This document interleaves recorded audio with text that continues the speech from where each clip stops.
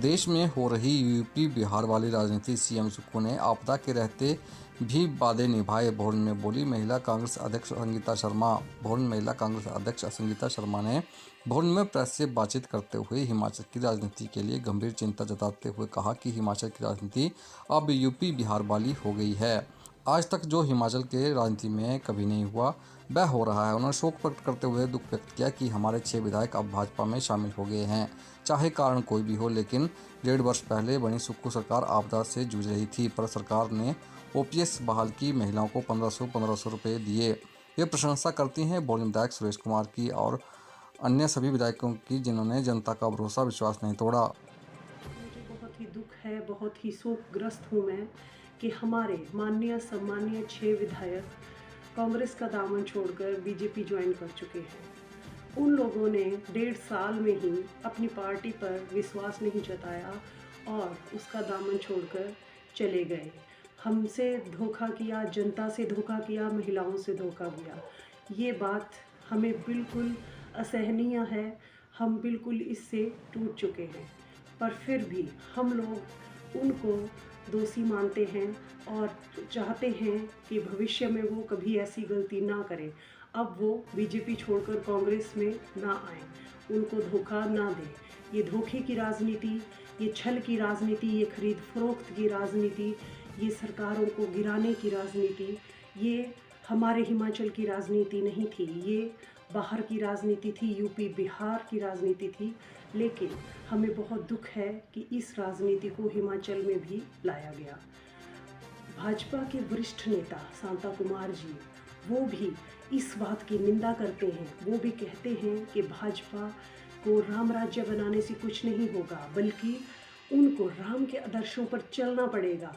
ये जो खरीद फरोख्त हुई, ये जो अपना पथभ्रष्टता हुई, ये जो पार्टी बदलने का षड्यंत्र हुआ, ये जो सरकार गिराने का षड्यंत्र हुआ, ये बहुत ही निंदनीय हुआ है।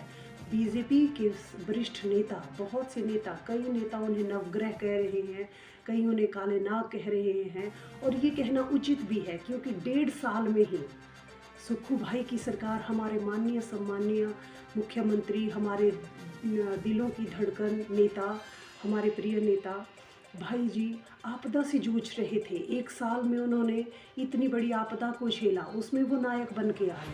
उन्होंने ओपीएस दिया, उन्होंने महिलाओं को दी हुई 1500 की गारंटी पूरी कर दी। फिर भी और कितने काम इनको चाहिए थे। अभी 1.5 साल में ही वो, उनके पास कोई कामधेनु गाय या सुदर्शन चक्र तो है नहीं कि वो एकदम से चला देंगे। जो काम 5-5 सालों में वो सरकारें नहीं कर पाई, वो उन्होंने 1.5 साल में के मात्र छोटे से कार्यकाल में करके दिखाया है। जयराम सरकार ने, महिला विरोधी सरकार ने 1500 रुपये वापस करने के लिए, उनको ना देने के लिए ज्ञापन दिए। ये महिलाएं इन चुनावों में, अग्रिम जो चुनाव हमारे संसद के और हमारे विधानसभा के उपचुनाव होने वाले हैं, इसमें जयराम ठाकुर जी के ये 2 कृत्य सरकारें नहीं भूलेंगी, जनता नहीं भूलेगी।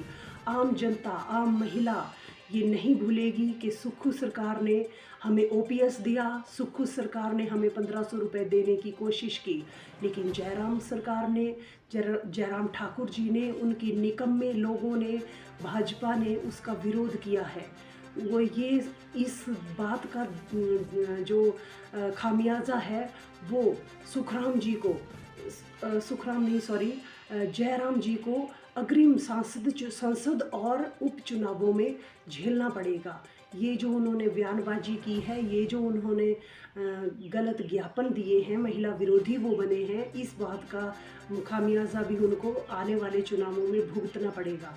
मैं ये भी कहना चाहती हूँ, मैं एक और बात ये भी कहना चाहती हूँ कि हमारी महिला विकास मंत्री जो स्मृति ईरानी जी हैं, वो ढोल पीट के हर जगह जाती हैं, महिलाओं की बात करती हैं। महिला विकास मंत्री हैं वो, महिला बाल विकास मंत्री ने आज तक महिलाओं के उत्थान के लिए कोई काम नहीं किया। इस बात से हम दुखी हैं, आहत है। आम जनता जो है वो जाग चुकी है और इसका फैसला वो आने वाले संसदीय चुनावों में ज़रूर करेगी।